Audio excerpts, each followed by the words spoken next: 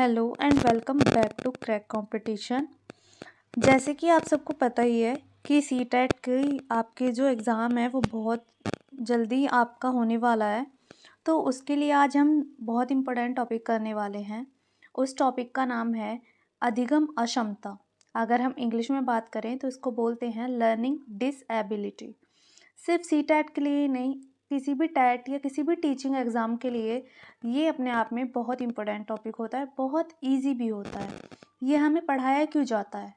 क्योंकि being a teacher हमारे सामने कई बार ऐसी चीज़ें आएंगी, ऐसी कठिनाइयाँ आएंगी कि बच्चे कुछ कर नहीं पा रहे होंगे।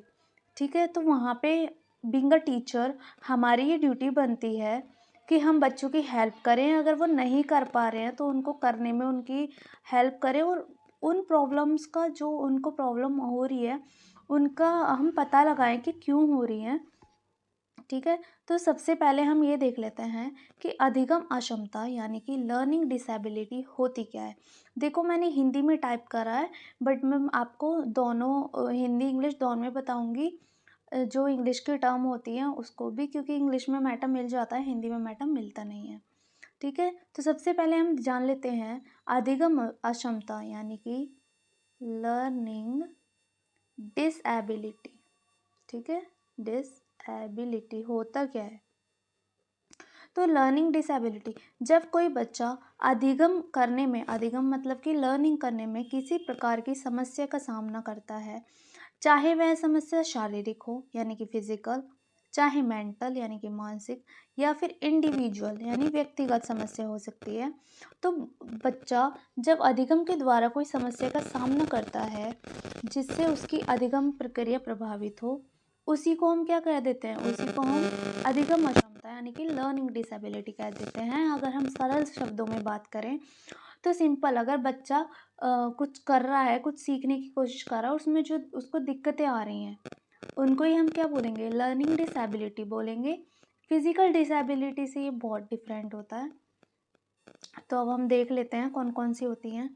पहला होता है डिसलेक्सिया। इस पर आप स्टार बना लीजिए क्योंकि ये बार बार मल्टीपल पेपर्स में पूछा जा चुका है। सीटेट में तो हर बार ये आता है। मतलब इसका तो ये है कि इसके बिना टैट होगा ही नहीं। डिसलेक्सिया होता है पठन संबंधी विकार, यानी पढ़ने से संबंधी विकार। पढ़ने में, लिख के पढ़ने में, या फिर पढ़ने से रिलेटेड, रीडिंग के से रिलेटेड जो भी विकार होता है वो सब होता है डिसलेक्सिया। अगला होता है डिसग्राफिया, लेखन संबंधी विकार। इसका क्वेश्चन कोई अलग लेवल पे क्वेश्चन नहीं बनता है, नॉर्मल क्वेश्चन बनते कि इसका संबंध, डिसग्राफिया का संबंध किससे है, या फिर नॉर्मली ऐसे ही बनते हैं। या फिर एक क्वेश्चन दे देंगे कि एक बच्चे ने वॉज को 100 लिखा हुआ है, तो इनमें से कौन सा विकार है। ऐसे करके प्रश्न आते हैं, कोई ज़्यादा डिफ़िकल्ट लेवल के आते नहीं हैं क्वेश्चंस। ठीक है, तो हमको क्या देखना है? अगला है हमारा डिसग्राफिया, लेखन संबंधी विकार, यानी लिखने से संबंधी विकार। लिखने में बहुत सारी चीज़ें आ जाती हैं। समटाइम्स क्या होते हैं, बच्चे को बी लिखना होता है। एक सेकेंड, मैंने गलत सा लिख दिया, एक सेकेंड रुको। देखो, बच्चे को बी लिखना होता है बट वो ऐसे डी लिख देता है, उनको पता नहीं चलता है। एम लिख देते हैं, डब्ल्यू लिखना होता है। तो ये जो ऐसे जो विकार होते हैं लेखन संबंधी, वो किसके अंतर्गत आ जाते हैं? डिसग्राफिया के संबंधित आ जाते हैं। और ऐसे ही कोई एग्जाम्पल वगैरह देके हमसे पूछ लिया जाता है, या फिर हम ऐसे क्वेश्चन तो नॉर्मली ही पूछ लिए जाते हैं। अगला है डिसकैलकुलिया। ये होता है गणितीय विकार। देखो, इनको याद करना भी कितना आसान है। ग्राफिया, ग्राफ यानी कि हम बनाते हैं, यानी कि कुछ लिखना, लेखन संबंधी। कैलकुलिया, कैलकुलेशन करते हैं ना, तो गणितीय विकार हो गया। अगला है आप्रेक्सिया। आप्रेक्सिया यानी गामक संबंधी विकार। देखो, 2 टाइप्स की एक्टिविटीज़ होती हैं, ग्रॉस मोटर और फाइन मोटर, है ना। तो जो फाइन मोटर होती है, ग्रॉस मोटर होती है, उनसे संबंधित जो विकार होते हैं उनको बोलते हैं आप्रेक्सिया। अगला है डिस्थीमिया। डिस्थीमिया होता है तनाव की स्थिति संबंधी विकार। तनाव की स्थिति यानी कि बच्चे जो होते हैं, छोटे छोटे बच्चे, सोचो इतने छोटे छोटे बच्चों को तनाव कैसे हो जाता है। तो इसके कई रीज़न्स होते हैं। पहला रीज़न जैसे कि फैमिली हो सकता है ना, कोई पर्सनल इशू हो सकता है, पर्सनल इशू है बट वो बता नहीं पा रहा है बच्चा किसी से। बच्चा इंट्रोवर्ट है, कैसे चाइल्ड है, इंट्रोवर्ट चाइल्ड है ना। तो देखो ये सारे और इसके अलावा और भी बहुत सारे रीजंस हो सकते हैं बच्चे को तनाव ग्रसित होने में। तो अगर बच्चे को तनाव है किसी भी चीज़ का, तो हाँ, बीइंग अ टीचर हमारी ड्यूटी बनती है ना ये चीज़ नोटिस करना और उसको क्यों तनाव है ये जानने की कोशिश करना और उसके तनाव को कम करना। तो उस बीमारी को बोलते हैं डिस्थीमिया। अगला है डिसमोर्फिया। Next is dysmorphia. भाषा संबंधी विकार होता है ये, ठीक है। कैसा विकार होता है, भाषा संबंधी। अब देखो मैं आपको एग्जैक्ट दिखा देती हूँ, एग्जैक्ट कैसे क्वेश्चन पूछूँ मैं आज तक। देखो पहला है डिसलेक्सिया, जिसपे मैंने आपको स्टार भी लगवाया था कि ये तो आता ही है। अब देख लो अपने आंखों के सामने, देख लो किस किस में आया हुआ है। सी टैट के तो हर किसी टैट में आया हुआ है देखो, और हर किसी पेपर में ऑलमोस्ट ये आता ही आता है।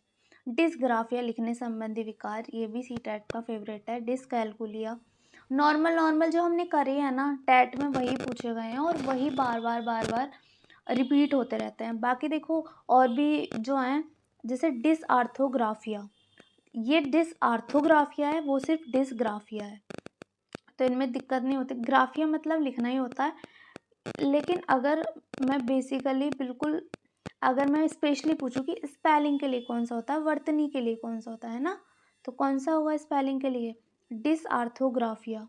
ऑडिटरी, ऑडिट, ऑडिट मतलब जैसे कि सुनने से संबंधित विकार है ना। कुछ लोगों को होता है ना कि उनको सुनने की आदत ही नहीं होती है, आदत इन द सेंस कि बीच में ही दूसरों की बातों को काट देते हैं, तो वो खुद से नहीं करते हैं, ये उनको ये दिक्कत है, उनको ये एक बीमारी है जो उनको पता नहीं है कि ये एक तरीके से बीमारी है। तो ये हमारी ड्यूटी बनती है कि बीइंग अ टीचर हमारी ड्यूटी बनती है कि अगर कोई बच्चा ऐसा है कि जो एकदम से बीच में इंटरप्ट करते है तो हमको उसको इग्नोर नहीं करना, हमें नोटिस करना है कि क्या वो हमेशा करता है ऐसा क्यों कर रहा है। हम उसको पेरेंट्स से बात कर सकते हैं या जो भी कर सकते हैं ना, अपने उस पर जाके हम करेंगे। अगला है विजुअल परसेप्शन डिसऑर्डर। विजुअल मतलब वही, विजुअल का मतलब होता है दिखना, है ना, जो भी हमें चीज़ें दिखती हैं वो। सेंसरी यानी सेंसेस से रिलेटेड जो भी चीज़ें होती हैं वो आ जाती हैं इसके अंतर्गत।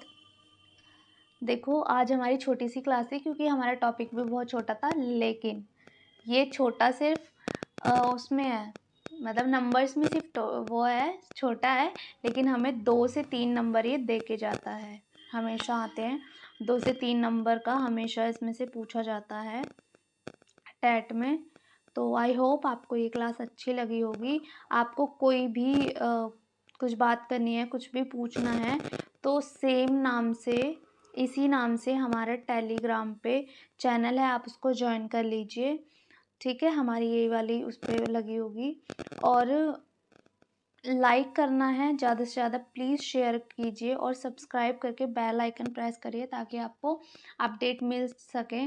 देखो मेरी तबीयत ठीक नहीं है बट फिर भी मैं इसलिए रिकॉर्ड कर रही हूँ, इसलिए फिर भी मैंने अपने आप को कहा है कि चलो कोई नहीं, तबीयत तो होती रहती है ख़राब, बट बच्चों के पेपर नहीं होते हैं बार बार, है ना।